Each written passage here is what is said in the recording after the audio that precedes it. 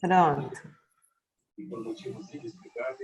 Cecília está com o microfone aberto ali, se consegue fechar? Aí. Vamos lá.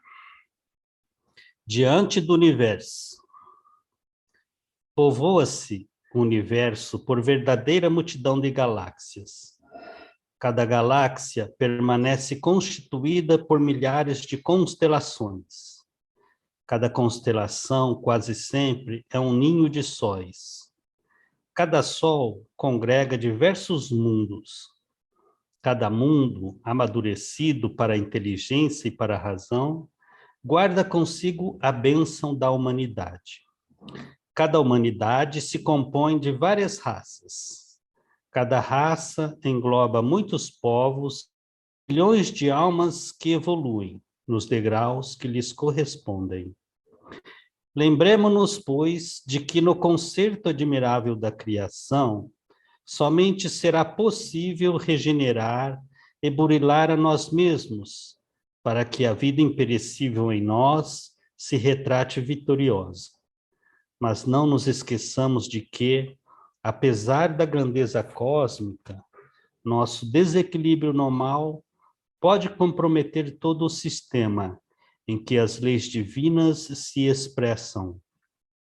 Através do trono sublime da natureza, qual acontece ao micróbio letal, que não obstante imperceptível ao olho nu, pode carrear a enfermidade ou a morte para o corpo físico mais notavelmente bem posto.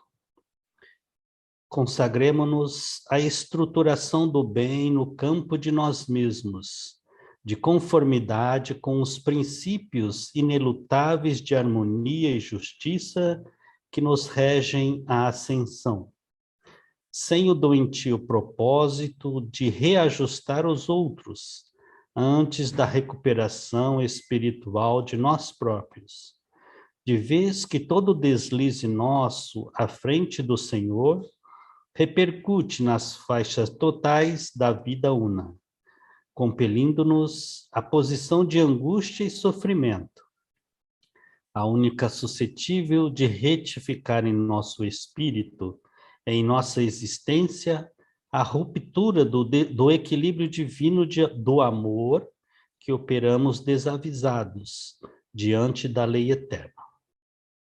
Emmanuel.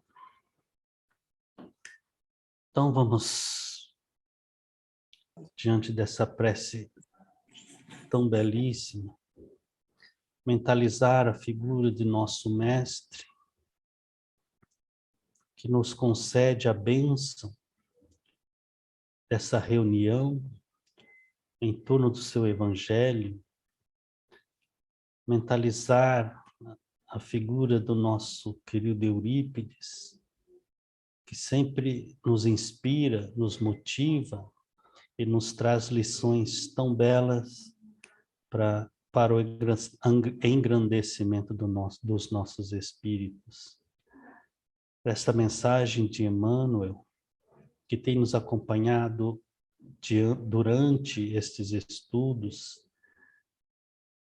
em várias oportunidades, que possa repercutir em nossa alma a beleza da lição, porque é dentro de nós, com a manifestação da nossa vontade, na nossa verdadeira motivação em fazermos essas mudanças interiores, que conseguiremos aprender, depreender todas essas lições em nossas almas, incutir nos nossos espíritos estas lições, para que possamos expressá-las em nossos campos de atividades, em nossos relacionamentos, para que possamos harmonizar em torno de nós, assim como descrito está na lição A Harmonia do Universo. É esta lição que nos traz hoje Emmanuel, que deve ser refletida em nossos espíritos. Que assim seja, abençoados sejam os nossos mentores, nosso grande Mestre Jesus, e a lição está aberta que possa nosso irmão Luciano, sempre inspirado pelo plano maior, trazer novas mensagens por hoje. Que assim seja. Luciano, a palavra é sua. Obrigada, Pedrinho. Por nada, Lili. Boa noite a todos. Jesus esteja conosco mais uma vez. Mais uma vez agradeço pela paciência comigo. E vamos lá, né? Vamos lá. Deixa eu compartilhar aqui a minha tela. Bom, a gente vai falar sobre a glândula pineal, o capítulo fala sobre isso.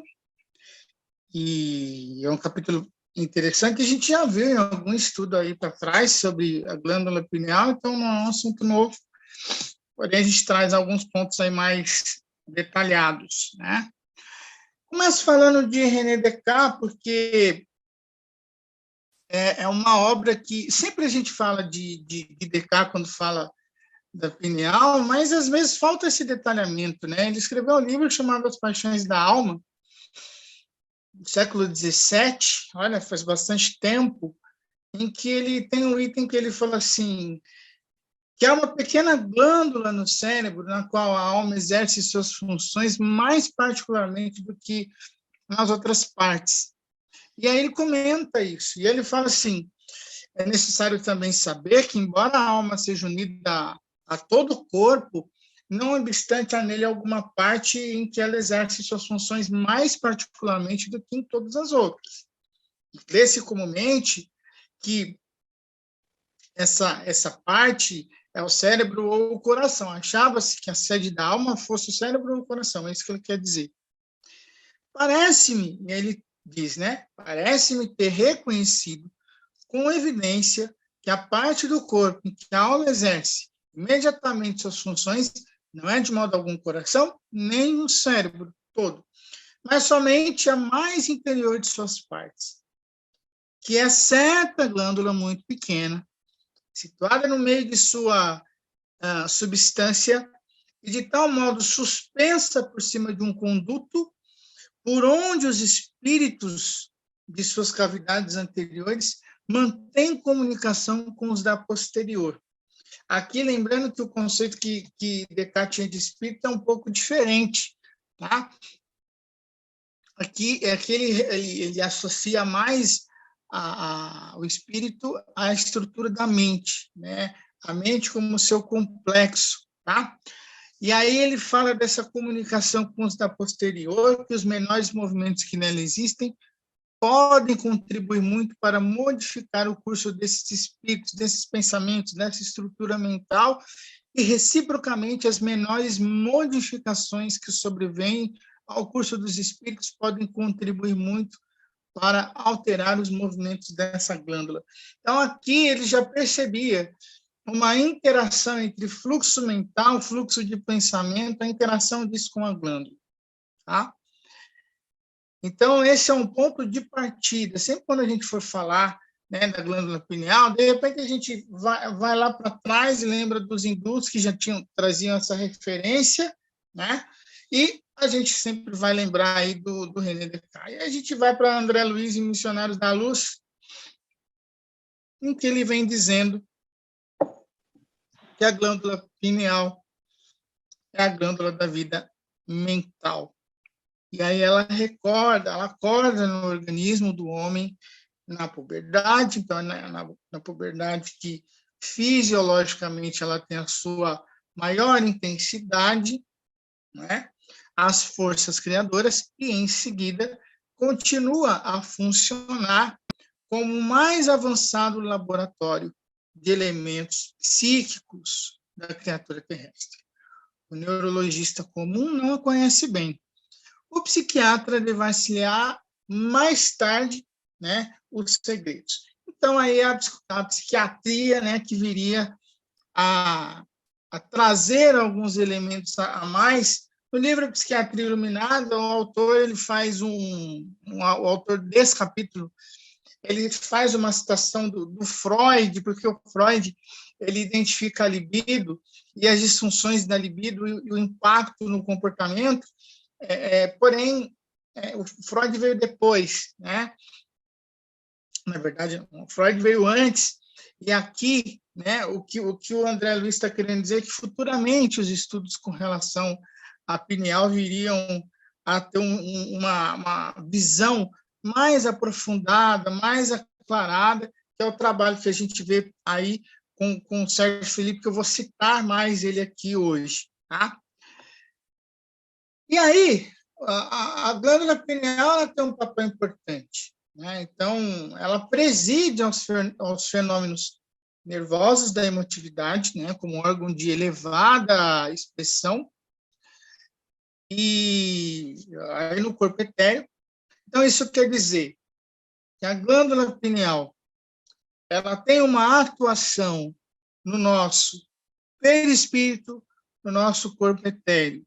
Então, não é simplesmente, que simples não é nada, não é somente uma interação a nível de mediunidade, mas também uma influência no nosso corpo físico e nosso corpo espiritual. Tá? Então, desata, de certo modo, os laços divinos da natureza, os quais ligam as existências umas às outras na sequência de lutas pelo aprimoramento da alma e deixa entrever a grandeza das faculdades criadoras de que a criatura se acha investida. O que isso quer dizer? A gente vai perceber que, quando a gente está falando desse papel da glândula pineal, o René Descartes, o que ele fala? Ele vai falar no livro As Paixões da Alma que o papel da glândula pineal, né, o papel dessa glândula, que ele usa mais glândula do que o termo pineal em si, quem vai falar muito de pineal, quem comenta, depois os autores que vão comentar a obra, o que ele quer dizer é que entre a terra e o céu, né, entre o material e o espiritual, vai estar essa glândula como um elo de ligação.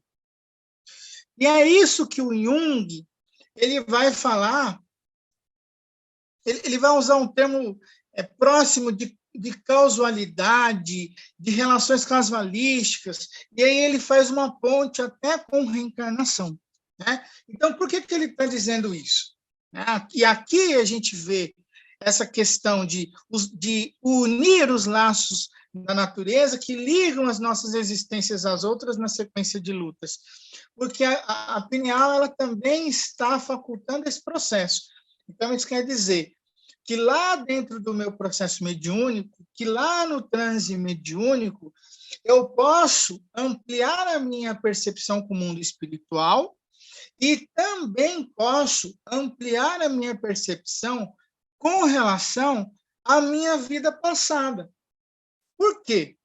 Porque dentro do processo de transe mediúnico, aonde eu vou intensificar o processo de funcionamento da glândula pineal e, como consequência, lá no meu cérebro, ela vai fazer com que o meu sistema nervoso central ele dê uma adormecida. O André Luiz ele vai falar muito disso. O sistema nervoso central ele dá uma adormecida. Por quê? Porque as funções fisiológicas no momento do processo mediúnico não são importantes. Né? Então, o médium, durante o seu processo mediúnico, ele não vai sentir fome, ele não vai sentir frio, ele não vai sentir sede, ele não vai sentir as percepções que são gerenciadas pelo hipotálamo, que a gente vai ver lá na frente. Então, o que vai funcionar, né, vão ser as funções que vão ligar ao plano espiritual, né, as questões superiores, ao lobo frontal, e é aí que ele pode ampliar a sua ligação com o mundo espiritual, e aí ele pode perceber questões, por exemplo, relacionadas à vida passada. Né? Ele pode ampliar a sua evidência, uma clarividência, né? Então, ele amplia o seu campo de percepção. Então, olha como é amplo o assunto. Né? É amplo, é rico. Então, aí a gente vai entender que a pineal ela faz esse papel. Né? Me liga ao mundo espiritual, mas também abre a porta para a minha estrutura espiritual, aquilo que eu sou enquanto essência. abre a minha memória espiritual, né? E aí é por isso que eu vou ter maior facilidade, por exemplo, se eu for o médium ostensivo, de perceber o plano espiritual, de captar a mensagem do plano espiritual de coisas que eu não conheço ou que eu não vivi, né? Eu me lembro que uma vez, uma das primeiras psicografias que eu recebi, o Espírito falou assim, estou num calabouço, o Espírito falou, estou num calabouço, tal. Aí eu li calabouço, era muito novo, né? O vocabulário de um jovem é muito pobre. Aí eu virei e falei, pessoal, gente, o que é calabouço, né? Será que eu ia escrever cala a boca? Não é isso, né? E aí o pessoal, não, calabouço é uma prisão, é um cárcere, né? E às vezes esses cárceres, eles ficavam subterrâneos e tal, e foram me explicando o contexto, né, daquilo que o Espírito estava falando. Aí eu falei, bom, mas eu nunca tinha ouvido falar dessa palavra e não entendia esse contexto. Então, de onde que vem isso? Eu devo ter esse conhecimento de algum período lá de trás, né? Então, esse era um termo que eu já conhecia, a nível espiritual. Então, é por isso que a gente vai ter o médium que faz a pintura mediúnica, por isso que a gente vai ter o médium que tem o fenômeno da xenoglossia, né? Que ele vai falar em outras línguas. Por quê? Porque ele tem essa bagagem, né? Por isso que a gente tem a Dona Maria, que ela é uma senhora analfabeta, mas ela recebe uma mensagem de um espírito com uma linguagem muito culta, né? Porque durante o processo mediúnico nós estamos ligados às nossas existências. Nós estamos com o espírito do nosso lado, passando a comunicação, mas ele abre também ali a espiritualidade, né, permite que as comportas, né, das nossas existências se abram para facilitar o processo mediúnico. Porque às vezes a gente não tem naquele momento condições, né, pensando só na experiência dessa vida, condições para assimilar alguma coisa. Isso acontece também com os médiums, com os esclarecedores, os doutrinadores, né? Às vezes eu percebo muito isso. Você tem lá, por exemplo, a Rose, ela é uma esclarecedora, e aí ela é uma pessoa que no dia a dia ela não tem um tato psicológico, não tem um conhecimento mais aprofundado do comportamento humano, então ela nunca fez atendimento fraterno, ela não tem essa habilidade. Aí chega lá no atendimento fraterno, lá no atendimento não, no esclarecimento ao espírito, ela consegue fazer uma abordagem muito fraterna, calorosa, amorosa, e direciona o espírito de uma maneira muito coerente. De onde vem isso? Né? Tudo bem que tem intuição, mas não adianta a espiritualidade de intuição, eu não tenho bagagem nenhuma, eu vou ter muita dificuldade para assimilar. Então, nesse momento, a espiritualidade utiliza os recursos que nós já temos. Tá? Vida moral determinante. Né? E aqui tem um outro ponto. Além de existir essa interação, né, do desenvolvimento das minhas faculdades mediúnicas, abrem as portas lá das minhas existências anteriores, também existe uma ligação disso tudo com as questões morais. E aí também André Luiz, Missionários da Luz, dá essa referência que ele diz o seguinte: do lastimável menosprezo a esse potencial sagrado, decorrem os dolorosos fenômenos da hereditariedade fisiológica, que deveria constituir invariavelmente um quadro de aquisições abençoadas e puras. Nós vamos entender isso. A perversão do nosso plano mental consciente, em qualquer sentido da evolução, determina a perversão de nosso psiquismo inconsciente, encarregado da execução dos desejos e ordenações mais íntimas na esfera das operações automáticas. Eu paro aqui, né, para entender o seguinte: essas operações automáticas, entre elas é o funcionamento da glândula pineal, porque ela não funciona como eu quero ou quando eu quero, né? Porque o médium, ele pode querer sentar lá na mesa mediúnica e receber a mensagem de um espírito superior, ele pode só querer, porque isso não depende dele. Então, quer dizer que a sua condição moral, né, a forma como eu vou conduzindo a minha vida, né, eu posso trazer uma perversão no meu plano mental consciente e, consequentemente, isso vai trazer uma perversão no meu psiquismo inconsciente. E aí, aquilo que é ordenação mais íntima, aquilo que é automático, pode ser prejudicado. Então, há médiuns que, no começo da sua vida mediúnica, né, desenvolvem um trabalho iluminado. E aí, de repente, ele começa a cobrar, de repente, ele começa a corromper o seu trabalho, ele sai do caminho, e você vai perceber, né, que as suas percepções, a sua capacidade de captar o mundo espiritual também muda. Né? E isso não é só para o campo da mediunidade. Isso é para qualquer campo do desenvolvimento intelecto-moral, emocional. Isso vai acontecer da mesma forma. Então, eu posso ser bondoso, amoroso, disciplinado. Eu começo a desviar do caminho, isso tudo começa a se abalar na minha existência. Né? Vou contar uma história bem interessante para vocês. Né? Não sei se a Nina está aí. Se a Nina estiver aí, acho que ela tem parente lá no Recife, afora. Né? O Recife ele foi período de colonização. Tudo que aconteceu naquela época, ele foi registrado por um pintor belga chamado Prost, que ele era muito ligado ao Maurício de Nassau, ele era um amigo íntimo dele. E ele tem pinturas, né, daquela época que são retratos de como a vida funcionava naquela época. Está lá no Museu do Brenan.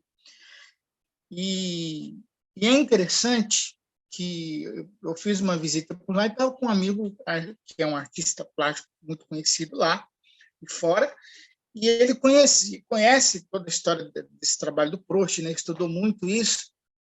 E é interessante que o Prost começa a pintar as ilustrações daquela época, parece uma fotografia, porque é tudo muito claro, é tudo muito, muito, muito bem feito, né? Uma pintura do ambiente, da natureza, da época, do povo. E chega um momento, né, que a gente vai olhando as pinturas, elas estão muito escuras. Parece que se tirou foto de uma máquina sem flash. À noite, fica escuro. E esse amigo que estava comigo, ele fala assim, nessa época, o Proust já estava afundado no alcoolismo. Né? E muda a técnica, muda a clareza da percepção que ele tinha. E começa a ficar escuro, começa a ficar estranho. Né? Aquilo que era muito bonito começa a ficar muito estranho. É muito interessante. E isso acontece com tudo que nós conduzimos na nossa vida. Né? A vida moral ela é determinante para tudo que nós executamos no campo da vontade. E é o que o André Luiz fala aqui. A vontade desequilibrada desregula o foco, olha isso, o foco de nossas possibilidades criadoras. É isso, gente. Eu deixo de criar, eu deixo de ser um com Deus, porque Deus é a criação. E quando nós vemos na doutrina espírita que nós somos co-criadores, é isso que quer dizer, né? Se a minha vontade, que é aquilo que nós vimos lá atrás, né, no capítulo passado, se ela se enfraquece, eu deixo de criar. Daí procede a necessidade de regras morais para quem de fato se interesse pelas aquisições eternas nos domínios do espírito. Regras morais. Eu sempre tenho falado muito isso.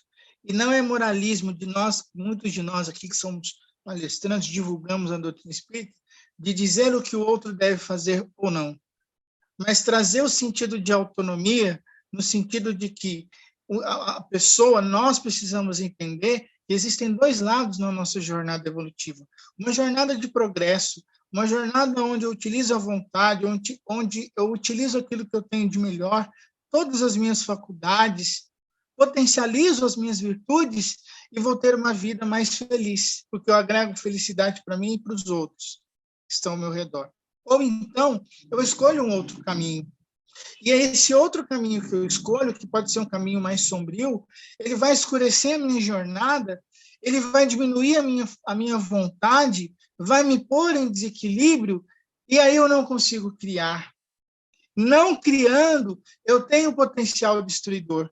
Eu posso destruir as minhas esperanças, eu destruo os meus sonhos, eu destruo os meus projetos de progresso, e assim eu traço um rumo diferente na minha jornada.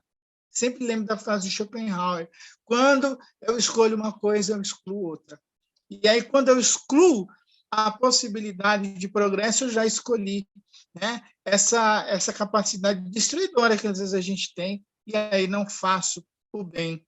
Renúncia, abnegação, continência sexual e disciplina emotiva não representam meros preceitos de feição religiosa, são providências de teor científico para enriquecimento efetivo da personalidade. É científico por quê? Porque nós somos um campo de energia, e energia é ciência. Energia é matemático. Energia tem resultado. Então, quando a gente potencializa a nossa capacidade de criar, de fazer o bem, de progredir, né, disso tudo, renunciando a algumas questões, a gente consegue progredir na nossa jornada.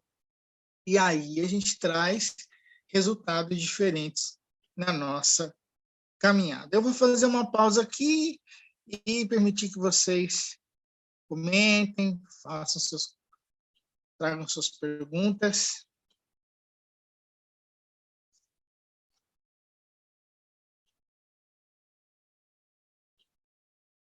Silêncio. Um silêncio. Pode abrir. Eu cheguei atrasada, eu vou ouvir. Estava lá no nosso lar. Ô, Luciano, Oi. eu digo para o Ju que eu fico abasbacada aqui com o teu conhecimento. E agradeço a Rose por ter trazido você, viu? Porque, olha, você tem um conhecimento eu maravilhoso. agradeço. E você sabe explicar, você sabe dos exemplos, e isso é muito bom. Não faz, senão os obsessores vêm aqui ó, na minha cabeça aqui Mas agora. é bom que vá mesmo, que você aprenda a se defender deles. Eu agradeço. Luciano, e nós somos obsessor encarnado, que a gente quer sugar muito conhecimento. Imagina. Nossa, muito bom. Estou aprendendo. Uma coisa lá no início que você ia falar para o Luciano. Você ia falar? Quando você falou no início, ele falou um negócio aqui, esqueci. Não, o Luciano vai abordar na sequência a pineal, né, que a gente vem estudando, o doutor Sérgio Felipe desvendou tudo isso aí, todo mundo aqui já contei a historinha de que a pineal era considerada, na medicina ocidental, né, um órgão calcificado, atrofiado, que não tinha função nenhuma, não servia para nada, etc, etc. E o Sérgio Felipe, ele começa a dizer que a pineal é muito mais do que uma glândula. O conceito bem da biologia. Uma glândula é um órgão que produz hormônios. Então, ele fala que glândula é muito pouco para dizer da pineal, né? Que ela produz melatonina, mas que ela transforma estímulos psíquicos em neuroquímica. Ela é fantástica, além da percepção de tudo isso que você está falando aí, E você vai, com certeza, falar muito ainda da pineal. Então, nós estamos aqui ouvindo. A Tânia estava falando de mim, mas o Júpiter, só de contar a história engraçada, eu já aprendo, né? Aí, quando vai para os detalhes, a gente aprende mais ainda também. Muito bom, Júpiter, muito obrigado pela sua contribuição. Vamos seguindo, então, vamos lá. E aí, aqui, né, a mediunidade, ela tem uma função de senso-percepção, né? O Sérgio Felipe diz muito isso. E a gente vai, quando estudar a pineal e a mediunidade, a gente vê isso.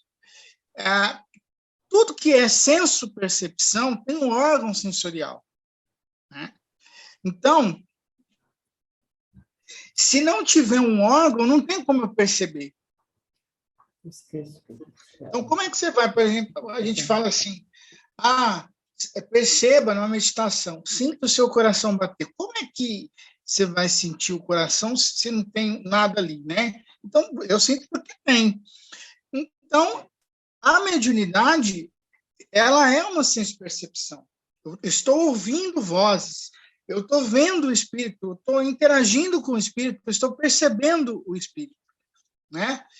Eu tenho sintomas da mediunidade. Por isso que é senso-percepção, porque amplia a sensibilidade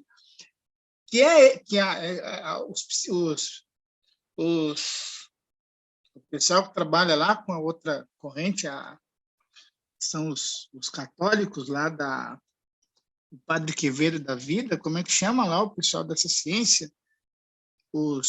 Renovação carismática? Não. Como é que chama, gente? Cientologia? Parapsicologia. A parapsicologia. O pessoal da parapsicologia, eles vão chamar isso de percepção extrasensorial, né?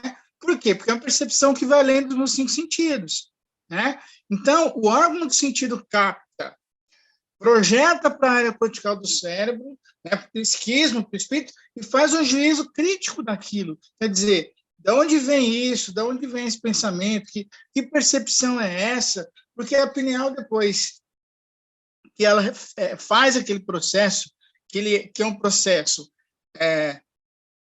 físico, químico, que quebra íon, e aí cria aqueles cristais de apatita, cria corrente eletromagnética que descarrega nos neurônios, aí o médium vai falar assim, nossa, eu estou sentindo o braço arrepiar, eu estou sentindo um formigamento, eu estou sentindo um nó na garganta, eu estou sentindo uma dor nas costas. Então, isso é a senso-percepção, né? Por isso que fala o órgão do sentido capta, projeta para a área cortical do cérebro. Por quê? Porque o espírito emite o pensamento para para a minha glândula pineal, que capta isso, faz esse processo de assimilar essa informação, e aí sim o médium vai perceber o que está acontecendo, né? Então, aí isso funciona dentro da própria anatomia do cérebro. E aí a gente tem aqui nessa ilustração, né, aqui algumas fotos, tá? Se alguém tiver problema com imagem de órgão, de coisas assim, fecha os olhos. Mas aqui é uma ilustração da glândula pineal, vou até estender aqui, para vocês verem, né, que vocês estão acompanhando meu mouse na primeira esquerda, então a glândula pineal é essa aqui, o nome dela é porque ela tem a forma de uma pinha, né? Só que, lógico, aqui não fica tão fácil da gente perceber essa forma, porque aqui a gente tem, ela está em volta aqui de tecido conjuntivo, né? Então tem toda uma situação aqui que mais quem é o médico, ele consegue perceber isso, né? Que entende aí da neuroanatomia, ver mais detalhadamente, né? Então, isso aqui é uma ilustração da glândula pineal para a gente entender, ó, lá no cérebro, ela está ali, né? Então, isso, a gente não está falando de uma coisa que é teoria, né? Não está falando de uma coisa que a gente acha que porque os egípcios colocaram lá o terceiro olho de Horus, né? Aquela coisa toda. A gente está falando de um fato, né? A gente está falando de uma coisa que é ciência, né? Aí a gente tem, na sequência, né, que causa menos pânico, a gente tem aqui, né, uma imagem, né, de uma imagem de diagnóstico de imagem, uma radiografia, em que a gente tem a glândula pineal aqui no meio, né? Então, ela está nessa região. Então, ela está lá no meio do nosso cérebro, ela está lá entre o terceiro olho, aqui chamado terceiro olho, e aqui em cima, né? Então, é um L que faz entre o coronário aqui em cima e o frontal, é bem isso, tá? Então, a glândula pineal, ela, na verdade, aqui ela não é igual em todos, né? Em todas as pessoas. Então, ela vai variar conforme a incrustação de cristais de apatita pelo processo de biomineralização, né? Então, o que é isso? O que é essa incrustação dos cristais de apatita pelo processo de biomineralização? Então, o que vai acontecer? O médium, como nós já falamos, a pineal é uma antena, né? Ela é um receptor de energia, de corrente eletromagnética. Então, quando a pineal ela recebe essa carga magnética, que aí o Sérgio Felipe também vai falar isso, que quando a gente estuda aí as obras relacionadas ao trabalho que ele fez, o que ele percebeu? Ele percebe também que dentro da glândula pineal existem esses cristais de apatita e eles possuem um campo magnético, né? Eles possuem magnetismo. Por quê? Porque nada mais é do que o resultado de um campo, de uma energia que eu recebi, de uma corrente magnética do outro espírito. A pineal ela pega essa energia magnética e transforma em energia elétrica. Tá? E nesse processo acontece essa biomineralização, né? Que é esse cristal de apatite que antigamente, né? Uma vez o Júpiter me lembrou isso muito feliz, que antigamente falava que ela calcificava, né? Então, é o resultado desse processo que vai criar esses cristais. Que é quando você vê numa imagem, ela pode ser maior ou menor, mais ou menos intensa, né, essa quantidade dos cristais. Isso vai depender do quê? Vai depender se o indivíduo é um médium ostensivo ou não, né? O quanto ele utiliza a sua glândula pineal, né? Se ele não é um médium, a glândula pineal ela não vai aparecer, né? Não vai aparecer em quantidade considerável esses cristais de apatita, que são esses aqui, ó. Tá? Então, vamos olhar aqui na imagem da esquerda. Aqui a gente tem nesse corpo inteiro cinza, né? Então, aqui é um pedaço, né? Uma parte da glândula pineal. E aqui a gente está vendo, vocês estão vendo como se fossem umas pedrinhas, vocês conseguem ver? Então, como se fossem umas pedrinhas, esses são os cristais de apatita. Tá? E aqui, ó, né, ainda mais ampliado do lado direito, né, e aqui em volta, né, ainda na glândula pineal. E aqui embaixo também. Tá? Então, é isso que é a nossa glândula pineal. Tá? Então, a partir daí, o que a gente percebe? Mudou o meu slide? Agora? Foi para um branco, pineal, caixa de ressonância? Não? Então, deixa eu fechar aqui. Agora foi. Né? Então, o que acontece com a glândula pineal? Né? Quando a gente fala dessa caixa de ressonância, então, essa energia que vem lá do espírito, ela vai ressonando dentro da glândula pineal e volta. E aí ela volta para a minha corrente cerebral, ela volta para os meus neurônios. Então, existe um pulso, né? Que é um pulso mediúnico, que é um pulso chamado de pulso adrenérgico, que é o resultado dessa fluidez dessa energia, né, que a glândula pineal recebe e repassa, e aí o Sérgio Felipe ele fala que isso dura 90 minutos. Então, o médium ele tem um período de intensidade mediúnica que é de 90 minutos.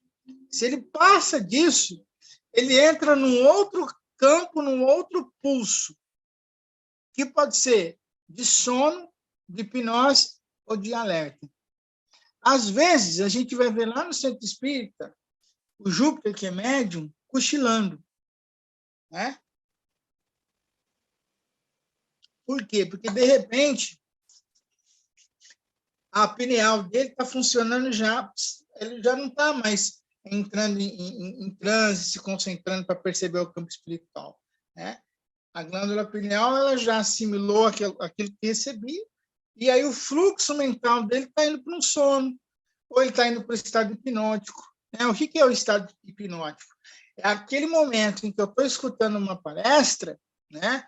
E que, de repente, o palestrante fala uma coisa, e eu gravo, e aquilo fica na minha cabeça a semana inteira. Né? Então, isso acontece nessa ressonância vibratória que funciona dentro da glândula pineal. Então, eu posso oscilar dentro desse processo. É comum a gente ver no desenvolvimento mediúnico, pessoal, isso acontecer com o médium. Então, tem um médium que ele começa na reunião mediúnica, sabe que ele é médium, só que ele começa dormindo, cochilando. Lá na reunião mediúnica. Apagou a luz, ele... Você acha que ele desdobrou? Não, ele dormiu mesmo. Né? Aí, com o tempo, né? Com o tempo, ele começa a entrar no processo hipnótico. Né? Não que existe essa ordem, mas isso pode acontecer. Né? O que é o processo hipnótico no processo mediúnico?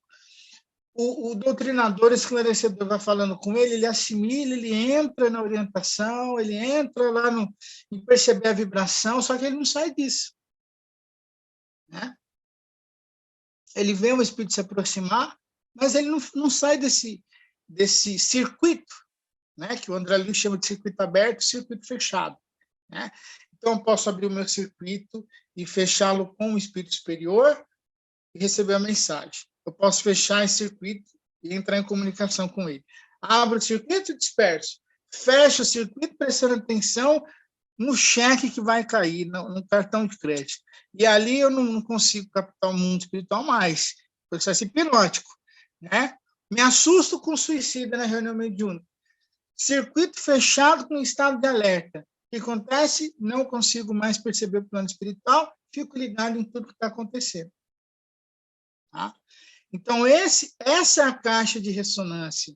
Né? Então, eu posso perceber, eu posso me distrair, eu posso me dispersar, eu faço essa captação sensorial, isso vai para o meu lobo frontal, só que, se eu não estiver perceptivo para isso, eu não entro em transe mediúnico. Eu vou cochilar, eu vou entrar em estado hipnótico, eu vou fazer qualquer coisa menos entrar em transe mediúnico e receber a orientação do plano espiritual. Isso vai depender do meu estado emocional, isso vai depender do meu estado mental, né? Isso vai depender do meu estado até de saúde. Então, tudo isso tem uma relação. Tá? Agora eu quero fazer essa comparação que eu achei ela interessantíssima. Né? O Sérgio Felipe, ele faz um desenho, isso aqui é dele, tá? Que ele replica isso e volta lá nessa questão do campo de percepção, córtex occipital. Ele quer dizer, na verdade, né, o seguinte, ele diz aqui, ó, assim também no caso da pineal, né, ela captaria o estímulo mediúnico, né? Ele fala captaria, gente, por quê? Porque ele é um pesquisador. Então, ele não está falando capto, não. Ele está escrevendo de uma maneira acadêmica. Tá? Então, capta o estímulo através das ondas magnéticas, que vem do universo paralelo, né, ou mundo espiritual. E esse estímulo seria enviado ao lobo frontal, à frente aqui. Vamos lembrar dos 3 andares que a gente vai estudar mais para frente. Né? O lobo frontal que se incumbiria das conexões necessárias, a fim de que o indivíduo assumisse o domínio sobre esse intercâmbio, né? Entre o seu universo mental e cerebral e o mundo espiritual. O que isso quer dizer? Vamos lá. Então, a pineal capta o estímulo mediúnico, né? Através dessas ondas que vêm lá do mundo espiritual. Esse estímulo é enviado para o lobo frontal, nível superior, tá? E aí O lobo frontal, o que ele vai falar para o cérebro, né? Vai falar assim, tem mensagem para você. É igual o celular, quando cai a mensagem, pim, né? O lobo frontal faz isso. Tem mensagem do Dr. Bezerra de Menezes para você, Júpiter. Deseja receber ou não? E aí o Júpiter toma o quê? Domínio sobre isso. Aí ele fala, sim, eu quero receber essa mensagem entre o seu universo mental e cerebral e o mundo espiritual. É isso, né? Olha como ficou fácil. E aí a gente olha para essa ilustração do lado direito, né? E é praticamente a mesma coisa que o René Descartes escreveu em 1649 no livro As Paixões da Alma, né? Então ele fala aqui dessa interação de captação de pensamentos, né? Ele fala dessa variação de produção dos espíritos, desses pensamentos, e a alimentação normal da glândula, o quanto que isso vai interagir com a minha glândula. Ele fala de condicionamentos, né? Ele fala de interação com o cérebro e fala aqui dessa percepção, né, sensorial, e aí é físico. E no texto dele, no livro As Paixões da Alma, ele detalha um pouco isso. Na obra, porque é 1649, é um pouquinho confuso de entender, assim, não é muito claro, como diz aqui o Sérgio Filipe, mas a gente vê que o raciocínio é o mesmo. Então, a gente está falando de um René Descartes, que é um espírito, então, muito à frente do tempo, né? Em 1649, trazendo um detalhamento do que é esse processo. Né? Então, quando a gente fala da glândula pineal, lembrar, eu queria muito deixar isso claro, né? Que quando ele fala da pineal, ele não só fala que existe uma glândula. Não, ele explica como que ela funciona. Ele explica que ela tem uma interação com o meu sistema neural, que ela tem uma interação com o meu cérebro, que ela atua no meu campo de percepção objetiva, de consciência objetiva. Tá? Então, acho que isso é bastante importante, porque não é um conceito espírita, é um conceito científico e filosófico, né? Que faz muito sentido para nós hoje. A atividade mediúnica, né? Ela ainda tem um outro ponto importante. Né? O que a gente tem aqui? Aqui a gente tem um desenho da estrutura do cérebro, né? E aqui a gente tem. É importante a gente olhar aqui nesse ponto-chave aqui do hipotálamo. Por quê? Porque quando eu entro em transe mediúnico, fome, sono, agressividade, as funções da sexualidade, elas são amortecidas. Foi aquilo que eu disse no começo. O Dr. Bezerra vai se comunicar pelo Júpiter, porque o Júpiter é só de Dr. Bezerra para cima, pela condição moral e espiritual do Júpiter. Então, é só espírito lá do alto e os espíritos sofredores só para ele ajudar. Né? Então, o Júpiter não vai ter essas percepções, porque são percepções que estão ligadas estão muito ligadas à nossa consciência objetiva. Né? Então, se eu estou em transe mediúnico, eu não percebo isso. Eu me lembro que uma vez eu comentei, eu falei para vocês, né, o Celso de Almeida Afonso, médium de psicografia, de Uberaba, que ele já desencarnou, e lembro que uma vez ele foi fazer uma sessão de psicografia, estava um calor infernal em São Joaquim da Barra, e aí eu falei assim, Celso, esse calor, hein, como é que você vai fazer? Aí ele virou para mim e falou assim, eu não sinto nada, eu nem sei o que vai acontecer, né? E ele era inconsciente, mas é justamente por isso. E mesmo que ele fosse consciente, essas percepções ele não teria. Né? Então, diz aí o Sérgio Filipe, assim, a interferência espiritual no aparelho mediúnico provoca fenômenos adrenérgicos, né? Que aí a gente vai entender o que é isso, e a pessoa, muitas vezes, pode ter uma perda de controle de determinados comportamentos, né? Então, ele pode perder algumas questões aí que estão muito ligadas lá ao hipotálamo, tá? Quais são eles, né? Comportamentos psicobiológicos ou orgânicos. A fome, a sexualidade, o sono e a agressividade. Nesse último, distinguimos a autoagressividade, né, que é a depressão, a fobia, a heteroagressividade, a irritabilidade, violência, então são comportamentos que estão situados no hipotálamo. Então, às vezes, o que a gente vai perceber? O médium ele pode ter depressão, né? Mas na hora que ele vai receber o espírito, isso não vai ser afetado.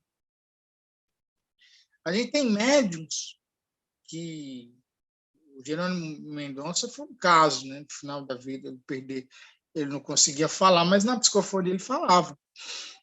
Então, nesses processos, o que vai atuar não é essas funções básicas. E aí tem um ponto interessante nisso, que é o seguinte: quando o indivíduo ele tem uma mediunidade que ela é ostensiva, não posso dizer ostensiva, ela é uma mediunidade aflorada, que ostensiva é quem está trabalhando. Pode ter uma mediunidade aflorada, mas ele não trabalha com essa mediunidade, é um católico que não acredita, é uma pessoa que está numa situação que não vai se envolver com isso, o que vai acontecer? Vamos voltar para cá. Essa ressonância aqui, ela volta e vai para onde? Aqui no hipotálamo. O que vai acontecer? O indivíduo, ele vai dizer que às vezes ele percebe um monte de coisa, mas ele tem um distúrbio de sono, ele vai ter muita fome, ou ele não vai ter fome, né? Vai ficar sem comer, para ele vai ter distúrbio alimentar, ele vai ter a sua sexualidade comprometida. Isso não está relacionado à função fisiológica sexual especificamente, mas ela pode estar relacionada à sua vida de relação. Então, ele pode ter dificuldade de relacionamento, né, afetivo, tá? Se fecha, e aí também pode aflorar a sua agressividade. Então, vocês vão perceber isso, se vocês já trabalharam com desenvolvimento mediúnico, né, ou conhecem, ou quem é médium, né, vai saber isso. Quando você começou na mediunidade, ou viu pessoas começando na mediunidade, 90% dessas pessoas tinha isso. Muito forte. Ou é a questão da sexualidade, né? Nos casos mais comuns, não a sexualidade a nível fisiológico, mas a afetividade principalmente, a questão da agressividade e transtornos emocionais impactando na agressividade, os distúrbios de sono e os distúrbios alimentares. Ou um, ou outro, ou todos. Tem gente que chega na casa espírita com transtorno obsessivo, lá, obsessão simples, mas é médio, com esse kitzinho básico, né? Então, a gente vai ver muito isso. E aqui eu faço uma pausa, porque é muita informação, a gente vai fazer uma pausa. Isso é interessante, né, gente? Para ver como que tem um papel preponderante a glândula pineal e a mediunidade na nossa vida, no nosso dia a dia. Por isso tem que equilibrar a mediunidade, né?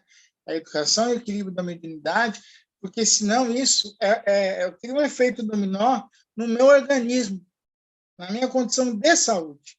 Eu vou me desequilibrar emocionalmente, eu posso trazer distúrbios, né, de várias ordens, e aí o indivíduo ele fala assim: eu não sou feliz, eu não como, eu não durmo, eu não faço isso, não me relaciono com ninguém, não sei o quê, né, acho que tem uma depressão. Não é, de repente, ele precisa educar na sua mediunidade, ele precisa, né, é interessante isso, porque a gente vai ver que a pessoa, quando ela começa a desenvolver e trabalhar bem a sua mediunidade, ela mesma vai dizer que ela tinha depressão, tomava remédio e parou, não precisou mais, que ela tinha tal ou tal problema de saúde e ela foi resolvendo essas questões.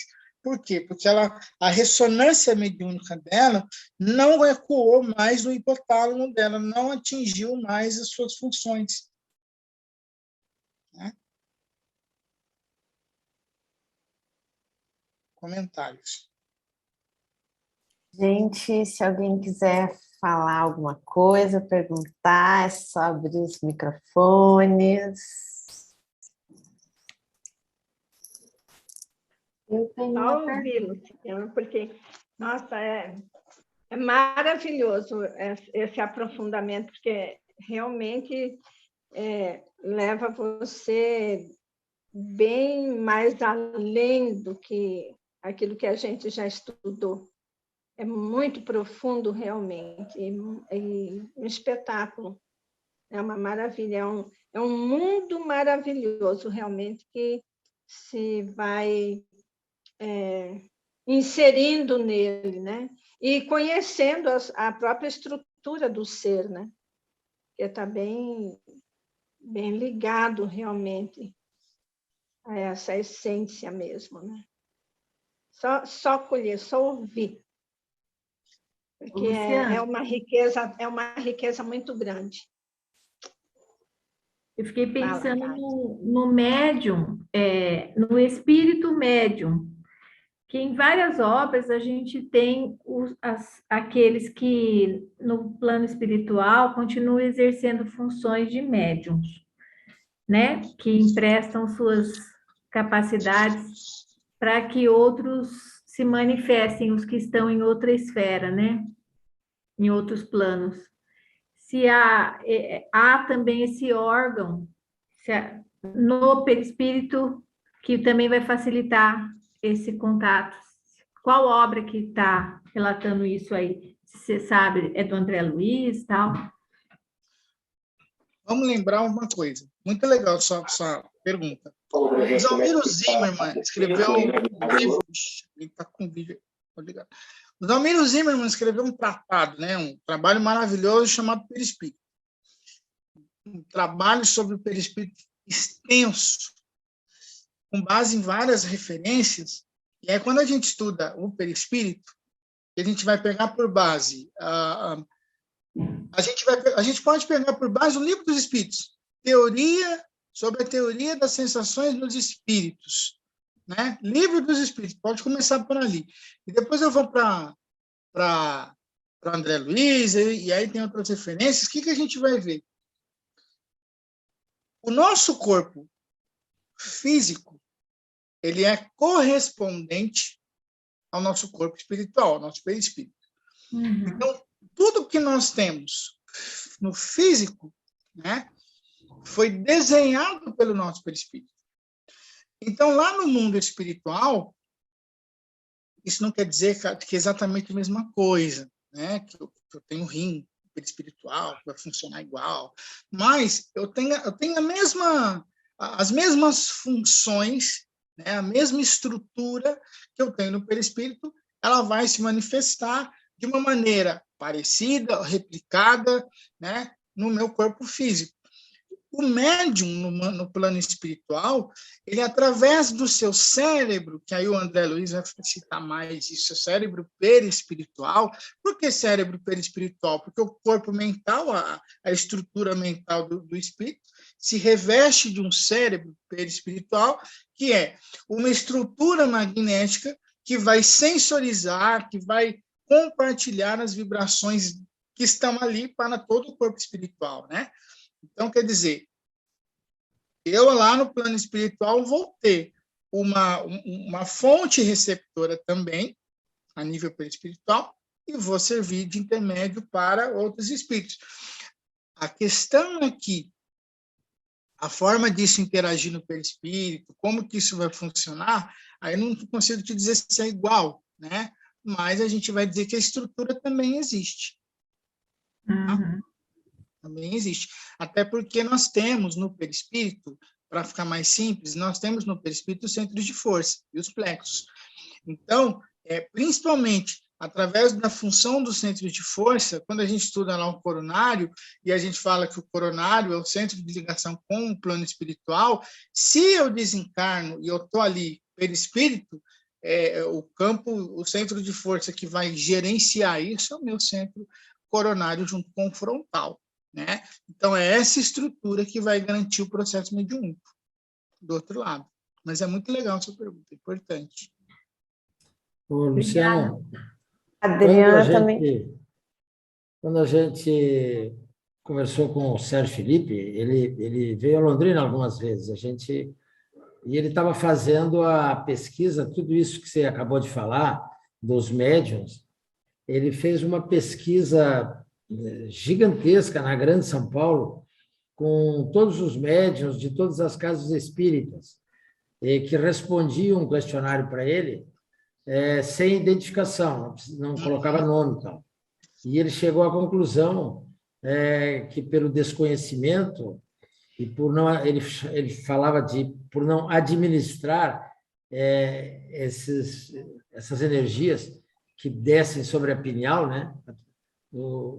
E o médium não saber trabalhar com tudo isso, é que ele apresentava esses 4 desequilíbrios: do sono, da alimentação, apetite, né? Ou excesso de fome ou anorexia, ou as dificuldades da agressividade, ficava mais agressivo, ou apático, e tinha também as dificuldades da sexualidade e do sexo. Isso ele falava baseado numa estatística gigantesca que ele tinha, com médiuns que ele fez da Grande São Paulo. Foi bem no comecinho dos trabalhos dele, né? Então, ele partiu, é interessante você falar, a gente lembrar disso aí. Ele partiu de uma pesquisa de dados concretos, né? Um questionário que ele fez e distribuiu nas casas espíritas. Baseado nisso, ele deu continuidade a... Ele estava na tese, desenvolvendo a tese de doutorado dele, né? Os primeiros trabalhos. Muito importante você falar isso, porque, como a gente falou que isso é ciência, né, isso está baseado em alguma coisa, em evidência. Então, são as pesquisas realmente que ele fez, né? Isso não é teoria, né? Essas imagens que eu trouxe aqui, de coisas que ele foi investigando, foi justamente para conseguir chegar a esse nível de detalhamento, de informação. Então, ele tem realmente essas evidências, é interessante a gente conhecer. A Larissa levantou a mão, mas a Adriana queria falar alguma coisa. Isso mesmo, obrigada, Luciana. Eu fiquei com uma dúvida sobre o tempo do transe mediúnico. É 90 minutos? São ciclos, né? São ciclos médios de 90 minutos. Quando o Sérgio Felipe ele fala disso, que também é com base nessas pesquisas que ele fez, e conforme eu fui estudando também, a gente vê que isso, lógico, não é uma coisa linear, né? Não é uma coisa invariável. Isso vai depender muito do médium, né? Da capacidade mediúnica desse médium, do tempo de experiência que ele tem. A gente tem, por exemplo, o Divaldo Franco, que a gente sabe, as palestras que o Divaldo faz, ele sempre tem ali um aporte da espiritualidade, né? Ele tem uma intuição, ele tem inspiração, e aconteceu por muitas vezes, né, do Divaldo, por exemplo, está lá fora, viajando, acaba de fazer palestra 10, 11, meia-noite, sei lá que horas, e aí ele ainda é psicografado durante um período da noite e de madrugada, em processo, às vezes, de mediunidade mecânica, né? Então, isso vai depender do médium. A gente tem médiums que fazem, por exemplo, cirurgias mediúnicas, né? Cirurgias espirituais ou pinturas mediúnicas, que são processos mais demorados, né? Certo? Tá certo, obrigada. Nada. Esse estudo do Dr. Sérgio Felipe, Sintomas Clínicos da Mediunidade, eu assisti a uma palestra, depois eu coloco ali no grupo, que fala exatamente desses sintomas de fome, sono, sexualidade Sim. E agressividade.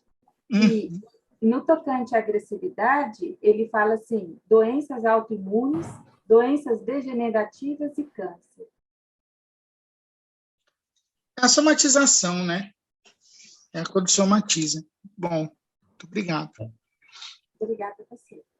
Só uma coisinha que todo mundo, eu acho que sabe, é só para recolocar. Por que que a doutrina espírita sempre fez reunião mediúnica na penumbra?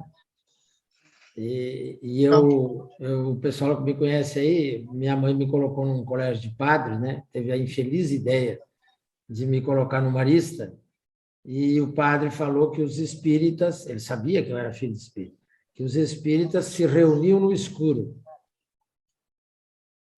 porque eles eram do demônio. E eu era bem pequenininho lá, e eu falei, mentira. Pronto, caiu o mundo em cima de mim.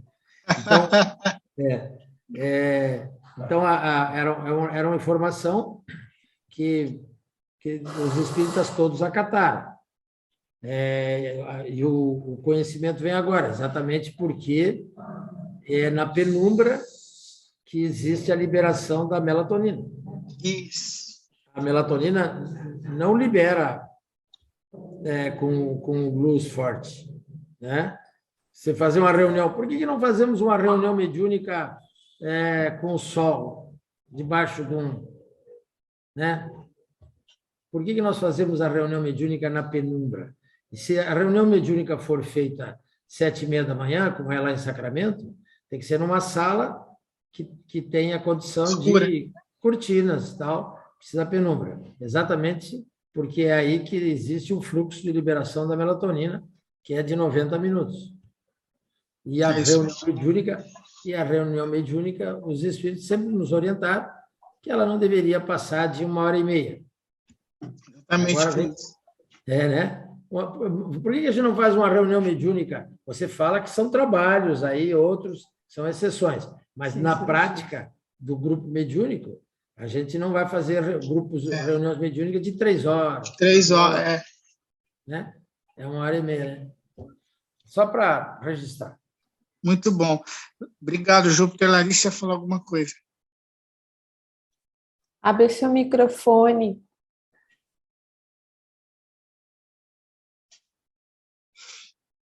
Desativar muito. Desculpa, gente, eu estou ligando aqui. Aí, consegui abrir. Tudo bem? Tudo bem. Estão me ouvindo, né? É muito bom ouvir você, Luciano, porque esse ano eu passei exatamente por tudo aí que você foi falando, né? Desses desequilíbrios, né? Que foram acontecendo, assim. E eu sem entender o que estava acontecendo, estou fazendo doutorado, né? E aí passei por a questão da pandemia, deu uma quebrada bem forte, assim, né? Minha rotina de estudos, minha rotina de trabalho, e tive muitas mudanças também de cidade. E aí, num último momento, assim, né? Esse ano, que começou a acontecer várias coisas relacionadas, né? Comecei a ter problemas com sono, questão de depressão, né? Tudo vindo assim, e muito com um conteúdo muito, assim, com questões espirituais mesmo, sabe? E eu já tinha frequentado casas espíritas, já tinham me dito que eu sou médium e tal, mas eu tentava trabalhar, assim, eu acho, pela espiritualidade, né, fazia yoga, nunca me vinculei, assim, de uma forma mais concreta a um grupo, ou ao mesmo um grupo de estudo, né, ou a uma casa, e aí, enfim, não sabia o que estava acontecendo, e aí foi virando uma bola de neve, igual você falou, que vai causando alguma coisa, vai causando a outra, e surgindo vários, né, problemas, assim, que a gente não entende o que está ocorrendo. E aí, queria agradecer, assim, porque a sua fala é muito clara, né, você explica muito bem, e essa questão da pineal. Aí comecei a estudar também, né? Depois de um tempo que melhorou um pouquinho assim a cabeça, eu falei, eu tenho que estudar então, porque o que está acontecendo com o meu sono? Fui ler, né, neurocientista sobre o sono, sobre a pineal, né? Comecei a pensar sobre a pineal também, com a questão da mediunidade. E eu vi uma informação de que a pineal, ela também, além do ambiente escuro, né, que nem Júpiter falou, que ela se ativa, né, com a produção da melatonina, que tem algumas pesquisas que falam também que ela se ativa com mantras, com barulhos de oração, tipo assim, né? Sussurro, voz sussurrada baixo. Eu já vi em outra pesquisa. Então, tem tudo... É muito interessante essa ligação, assim, né, da pineal com a espiritualidade, eu acho. Que na ciência aparece muito pouco, né? Sim, sim. Isso mesmo.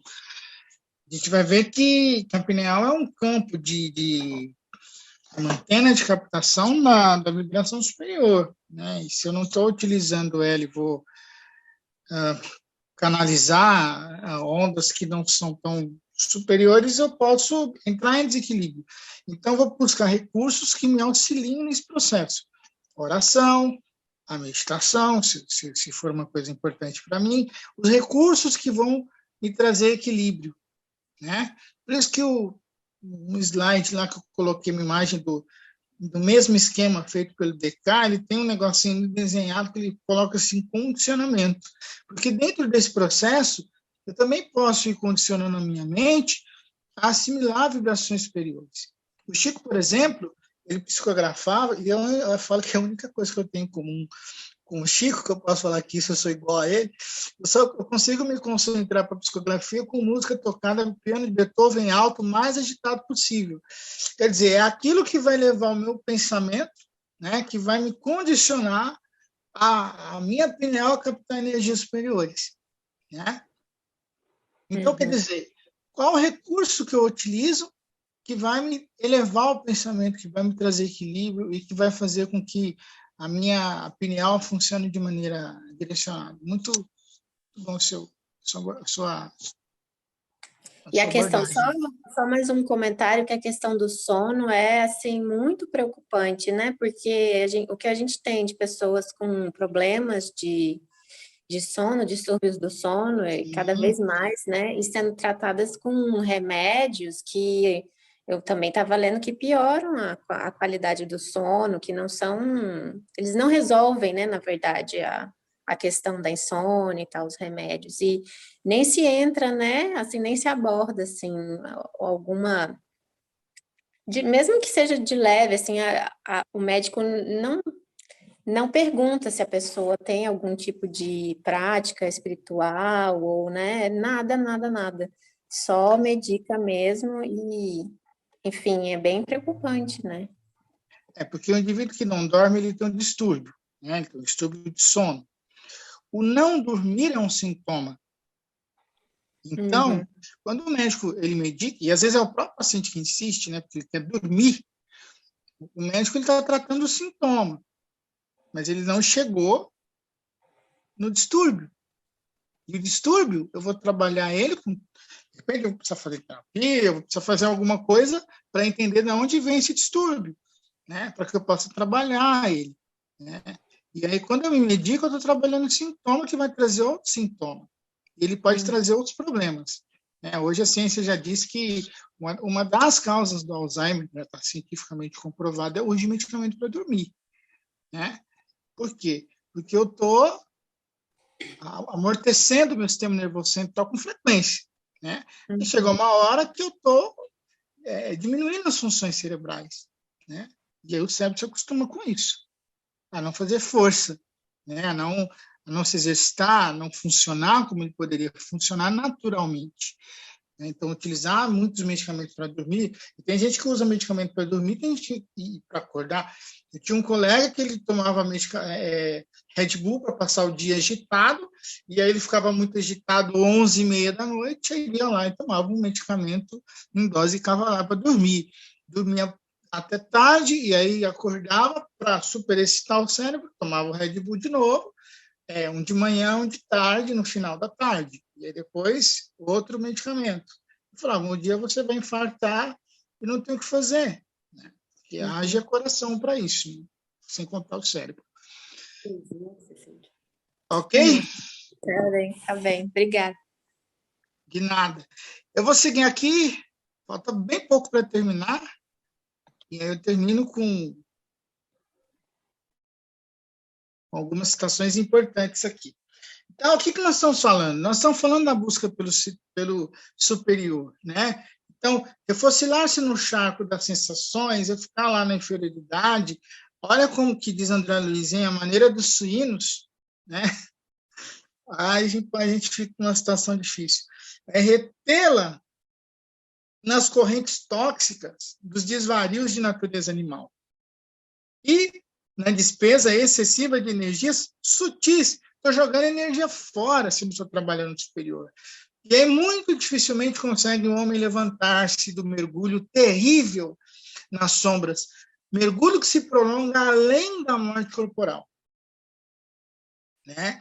Então, se eu não buscar essas vibrações superiores, eu fico ali na corrente tóxica, mergulhado nisso, e não consigo sair. Né? Então, a gente tem que ter um cuidado aí. Né? E aí, tem uma conversa, né, que o André Luiz ele vai conversando no mundo maior com o Calderaro sobre essas questões, né, da busca pelo superior e tal. E aí, o André Luiz fala assim, poxa, então, diante disso tudo, tem que jogar tudo para o alto, né? Tipo assim, não fazer nada, né? Porque qualquer coisa a gente entra em vibração inferior. E aí o Espírito fala assim para ele, olha, você pergunta se não seria mais interessante encerrar todas as experiências do sexo, sepultar as possibilidades do renascimento carnal. Semelhante indagação, no entanto, é improcedente, porque não dá para eu deixar de viver. Né? Ninguém deve agir contra a lei, diz o Espírito. Então, aí está a questão. Né? A lei moral, a lei superior, a lei divina que está na nossa consciência, o uso respeitável dos patrimônios da vida, a união enobrecedora, a aproximação digna, constituem o programa de elevação. Então, é como eu vou lidar com as condições da vida e não fugir das condições da vida. É, portanto, indispensável distinguir entre harmonia e desequilíbrio, evitando o estacionamento em desfiladeiros fatais. Né? E arbítrio. O que eu vou escolher, porque não dá para abrir mão de tudo. E renunciar, a gente talvez nessa vida renuncie a algumas coisas, mas também a gente não consegue, muitos de nós, abrir mão de tudo. Né? Até porque estamos num mundo de provas e expiações. E aí ele diz assim, no exercício, né, mediúnico de qualquer modalidade, então, a epífise e a pineal desempenham o papel mais importante. Através de forças equilibradas, a mente humana intensifica o poder de emissão e recepção dos raios peculiares à nossa esfera. Se eu estou em vibração superior, capto vibração superior. É nela que a epífise, que é a pineal, que reside o sentido novo dos homens. Entendendo o papel da pineal, que eu vou encontrar um novo sentido para mim. Entretanto, na grande maioria deles, a potência divina dorme embrionária. Quer dizer, estamos adormecidos ainda nas questões espirituais e, fortalecendo isso, a gente consegue evoluir. Eu deixo aqui o meu muito obrigado, uma imagem da última tela que eu pintei aí de lembrança para vocês. É a gente vindo das trevas para a luz, né, para a claridade, para aquilo que é de melhor. Eu desejo para vocês um 2022 feliz, de muita alegria, de muita paz. Eu sou muito grato a vocês, muito feliz por estar com vocês, por aprender. Eu aprendo, como eu falei aqui do Júpiter, né? O Júpiter eu aprendo só dele contar piada engraçada, quanto mais quando ele vem trazer também o conhecimento, e aprendo com cada um de vocês constantemente. E o ano que vem, que é a semana que vem, a gente está aqui de volta. Um beijo no coração de todos vocês e até semana que vem, se Deus quiser. Né?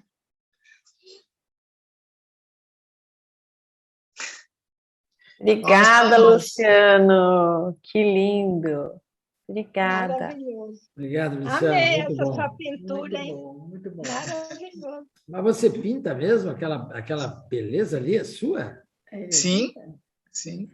Olha, Eu ainda estou pintando aqueles caderninhos, sabe, que a gente compra, cheio de coisas assim, aí eu fico pintando lá, assim, mas não criar nada. Eu pinto 7. Oi, Luciano, você deve ter muitos quadros, então, muitas telas. Esse que está atrás de você. Tá começando. Não, esses daqui são de fora, são de viagem que eu trouxe de fora. Mas eu comecei a pintar em outubro, né? Então. Tá. Então agora tá eu estou pintando e doando aí os quadros para os amigos, pessoas próximas. Senão a gente ia vampirizar você nisso tudo, se você postar para nós. Tem muita coisa interessante. Olha, Luciano, eu quero agradecer. O meu lobo está ganindo aqui por causa de tanta informação, mas a gente fica satisfeito, porque essa palestra do Sérgio Felipe que você menciona, que eu acho que a Adriana mencionou, eu já vi, mas eu não tinha entendido, e agora com a sua explanação, eu acho que eu comecei a entendê-lo. Porque ele expõe, mas a gente forma a nossa ideia. E às vezes ela é limitada. Quando você expõe, você põe sua ideia que a gente capta, aí remete àquilo que ele falou, agora acho que eu entendi o que ele falou. Então, para você ver, né? Nós dois estudamos Sérgio Felipe, a única diferença é que você entende e não entendo, só isso. Imagina. Pedrinho. Um abraço, viu? Grande 22 para você também. Muito bom. Eu tenho certeza que nós vamos todos te abraçar aqui, porque você não vai escapar de 22. Não, se Deus quiser, não vai. Quem que quer fazer a nossa prece de encerramento para a gente finalizar? O Manuelzinho aí, né? Quem? O Pedrinho já abriu a nossa... Não, a pineal dele já gastou hoje. Já foram deu 90 minutos, né, Pedrinho? Já deu 90. Adriana, faz Kátia que faz uma prece não ouve bonita. a Adriana. Ou Adriana, uma das duas. Vocês se decidem, Kátia ou Adriana. A gente agradece. Faça então, Kátia, querida. Põe uma música bonita no fundo.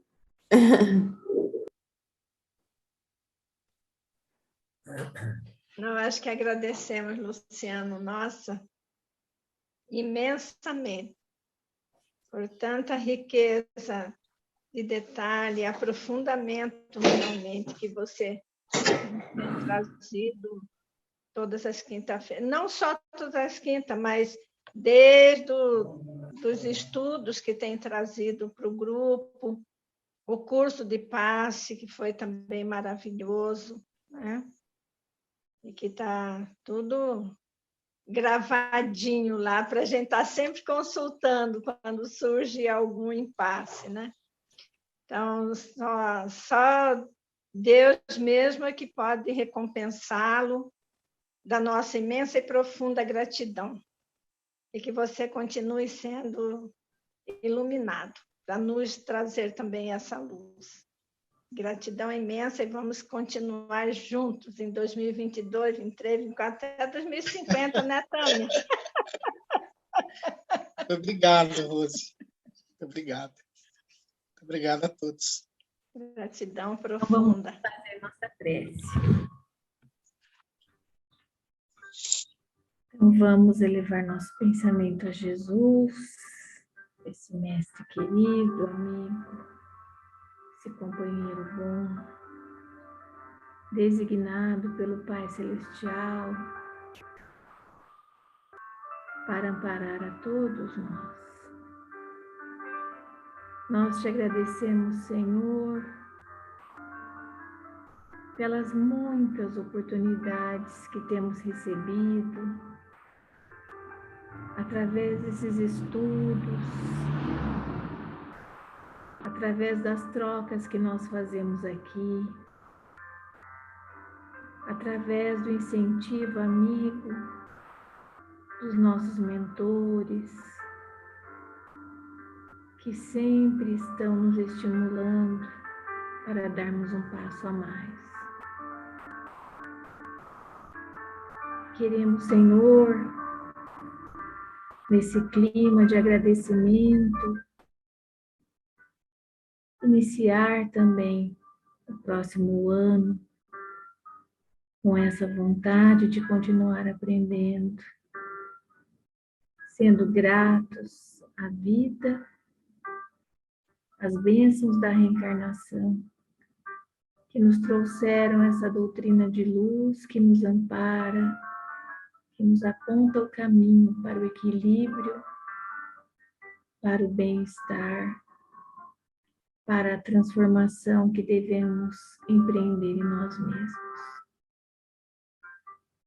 Que o seu doce olhar, Jesus, recaia sobre nós, sobre os nossos lares, que nós possamos sentir cada dia mais a sua presença entre nós, que possamos aprender a usar todos os recursos que temos, a fim de elevarmos o nosso pensamento, para buscarmos, Senhor, uma sintonia mais sublime, que possa nos auxiliar a nos transformarmos todos os dias. Agradecemos pelo nosso querido Luciano, que aqui está, que se dedica à vossa causa, que compartilha conosco seus saberes, que ele possa receber de nós as vibrações de amor, de carinho, de gratidão por todos os dias que esteve conosco.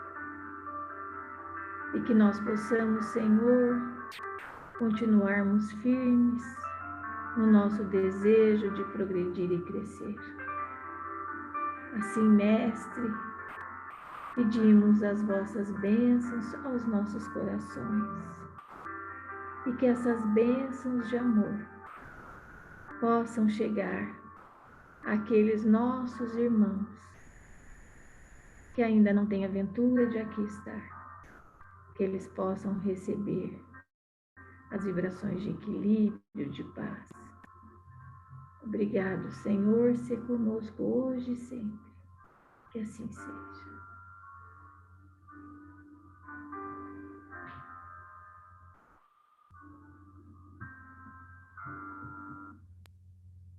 Obrigada, Kátia.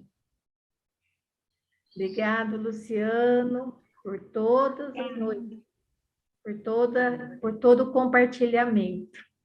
Agradeço.